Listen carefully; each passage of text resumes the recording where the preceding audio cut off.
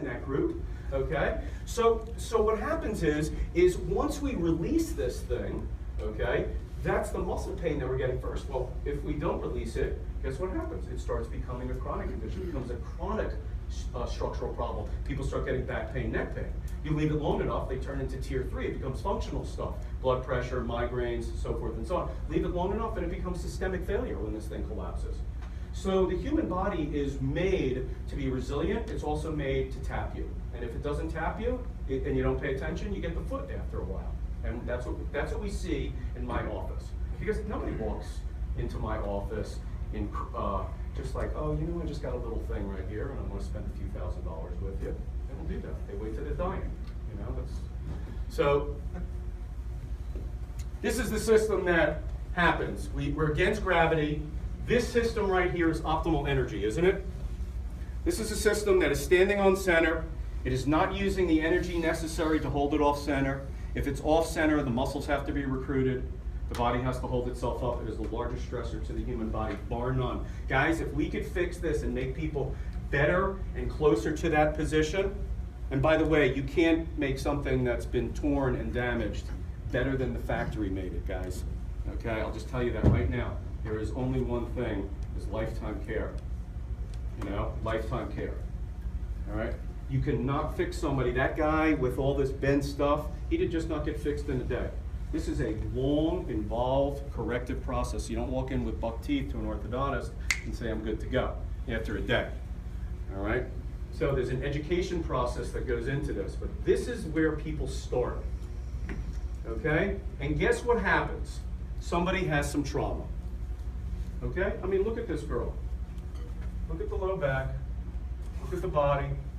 Look what it's doing. It's been traumatized, hasn't it? It's not standing straight anymore. It's the only explanation for that, right? I don't believe they're made like that.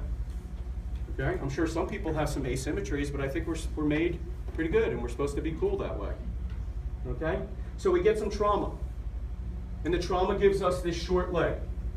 Okay, and then guess what happens? We tear the myofascial envelope, and it's injured. And guess what happens after that? Do we just stand around like this? Do I just stand around, walking around like this? Because I've been knocked off center and backwards? No. I have a reflex. What's that reflex called? The righting reflex. And what does it do? It effaces this largest proprioceptive bed over that largest proprioceptive bed. You know that, right? So what does that make the upper cervical area? Compensatory. It's the highest point, it's compensatory. Doesn't mean that you can't have a subluxation there. Doesn't mean that you can't have trauma there.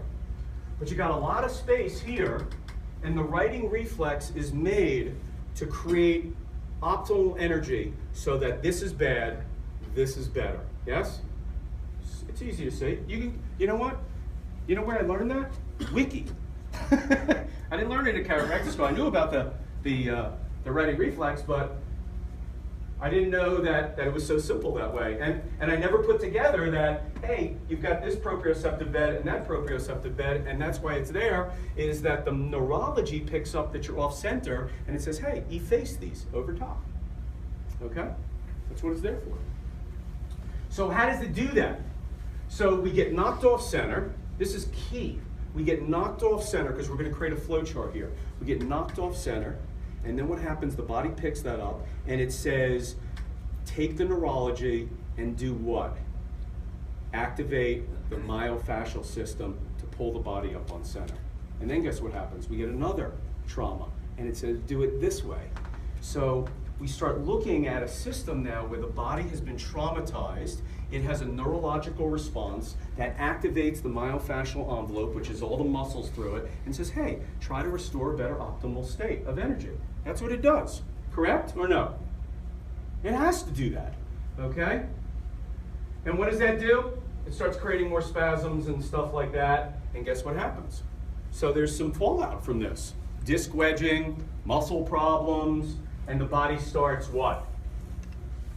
Doing its thing. So this is the way that it does this, and it activates that thing, is if you look at C0, C1, the articulation, the head is a gyro sitting in a gimbal. And in English, what that means is a thing that can go ahead and modulate up top and make small little changes. And we've got this long spine here, and you know what a crowbar does, right? You had to take some physics. Torque equals force times distance. So you take a 12 to 18 pound head and activate it 2 degrees, or activate your shoulder like this along 2 feet, 3 feet, and guess what? You start shifting around 10, 20, 30, 40 pound misalignments and restoring the body. It's freaking awesome. It's brilliant. Of course it's brilliant. It's universal intelligence expressing itself in us. Okay? So we have this trauma, and then we have this compensation, and then the upper cervical area modulates. The only joint in the body that's like that. And it does that through the vestibular apparatus and blah, blah, blah. Okay? And guess what happens? What does it do? And what does it modulate? It modulates all these anatomy trains, all the muscles that you've had in dissection, and all that fascia that you see. It doesn't just pull one muscle, it pulls big swashes of stuff. Three-dimensionally, it's moving us and modulating us. It's not just activating one thing. So we get all this three-dimensional tension in the body that you've palpated. And all the other chiropractors have palpated. And this is what happens. So what happens with the body? It can't support itself. So what does it do? It falls forward, falls over, starts twisting, and it gets sick. And it's our job to fix that. Okay? So this is the piece that is the killer. Gravity. It collapses tensegrity. Okay? And we fall forward, and we discompress. We compress all the organs in the body, and we get sick. Really sick. Okay? Nobody could fix this like we can. Chiropractic. Nobody. Nobody, guys. No one. Okay? So there's this relationship that goes on. And then we have trauma that goes off center, and it knocks the weight off. This is important because what we're going to do here, and the reason I'm bringing this up, and this cycle, is because how do you think we're going to fix this thing? If you drive to school from your house, what do you do to get home? You drive back the other direction, right? So what we're going to do is we're going to look at this cycle that happens, and I'm not here for you today to memorize anything. I'm here to expose you some concepts. So don't get hung up on the details. They told me 2 hours, so I had to put some tension in there for you. Okay? So we have trauma and weight, and it goes off center. The righting reflex kicks on, it activates the myofascial envelope, and it pulls the body over. And we call this the bow. And you can see it. Okay? His pelvis is down, and it pulls him over. You see it? Can't miss it. It's on everybody. Every single person you'll stand up. You'll see somebody go off, and then you'll see how they modulate and balance. Okay? And what will happen is, and what we've seen, is that we now have organized these things into categories of different types of misalignments of are they biomechanically sound. So I can look at a misalignment, and I can look at the postural readings that we'll get into in just a moment, and I can tell where the stress is in where the person. You know, if you have somebody that's standing here like this, do you think that's normal? Do you think that's biomechanically sound? It's not. Something's happened, right? So multiple traumas make more problematic misalignments. More problematic misalignments that aren't balanced or biomechanically incorrect collapse faster. So people have bigger symptoms. Imagine looking at that person not as just a bone out of place or a bump or a heat, but looking at that person as a three-dimensional person that's alive. I think that's important. Isn't it? Where do we do that in chiropractic? Where do we do that in anywhere? We don't. But that's a human being that has relationships to all this stuff. It's been knocked off center, it's compensated a certain way, and it's stabilized a certain way. So this guy pulls himself back this way. So if this is in a contraction, well, we need something on this side so he doesn't bend it all the way over and fall over this side. So you need a stabilizer on the other side. So you start feeling tension three-dimensionally in the body. And then guess what happens? The whole thing collapses. So in the model that we've been looking at, in what we're trying to figure out, is how do we take this thing and get it out of there? So we do it in the reverse. If somebody goes off center and they compensate and they collapse, what are you going to do? Just push them over, go to P to A, push the pelvis? No, we're going to get the twist, and we're going to get the compression out, then we're going to get that stabilizer and compensatory mechanism out, and then we're going to get the weight out. All right, we go through that in the correction. different headpieces, multiple headpieces at different places that release different tensions in the body, okay? And that is a body in tension, all right? So if you look at this guy, okay, this is what happens. This produces every single person, including me, has a misalignment, which means they have some type of tension, compression, posture.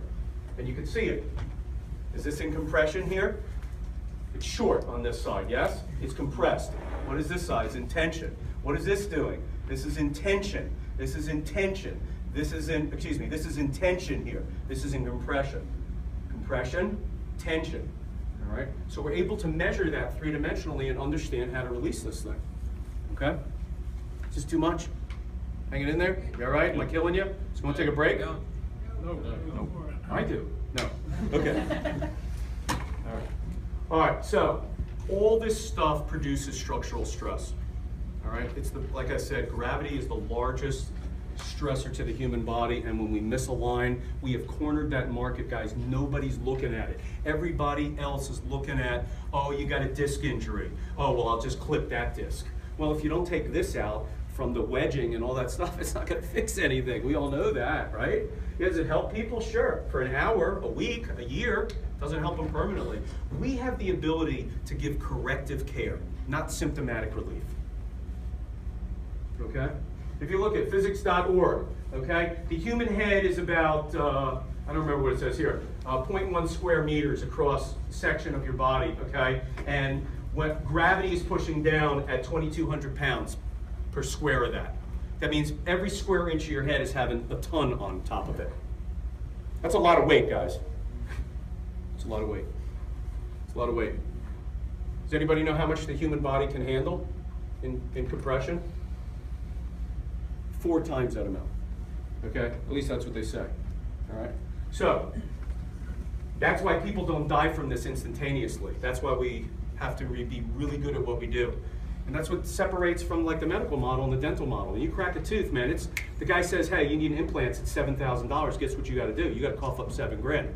But if your back's hurting you, you can just lay down and take some Advils. You'll just leave, okay? Or you won't do anything about it. So the problem is we don't deal with emergency care as much, okay? But this is stressful to the human body, okay? The average person, this is just some details. The action limit that we can handle is 770 pounds, meaning lifting. Okay, and you already have 1,000 pounds when you misalign on top of you. Okay, that's a lot, man. This is a lot of stress to the human body, the misaligned body and gravity. A lot. Okay, and we see it. It affects everything. That's what these things do. But this doesn't. This only tells me there's a problem. This doesn't tell me where the problem is. Okay, yeah. Okay, so the biggest line is here. Should I just hit it there, or is it just because that's the biggest stress point, or that's where the weakness is? Okay. So these indicators that we've been using only tell us trouble. They don't tell us how. So, what moves the bone? The muscles, okay? And what we have found is that everything gets short, okay? Everything gets short, meaning the muscles move the bone. So what do muscles do? Muscles contract. When muscles contract, they get short, okay? So, what we started looking at is where these contractions are in the body and start releasing the body three-dimensionally from the upper cervical area in the system. Okay? Questions? And you can look at this picture. Okay? You can look at this picture and you can see how complicated it is. This is shortened compared to this whole side. This is shortened compared to this. This neck is tilting this way and this is shortened here. This is shortened here, and we can get in there and segmentally push it around, but we can't correct it until we release the one thing that's holding it there, and that's what? Tension. The tension in the myofascial system. And why is it holding it there? Because it's trying to hold the body up. Okay, that's why there's tension. Body goes off, contraction. So I just made this side short because I have a contraction on that side. And when I can release the trauma contraction, the compensatory contraction, the stabilizing contraction, and the collapsing contraction from the upper cervical area in a system that does it in the reverse at which it happens, I got something happening now. Okay? So, question.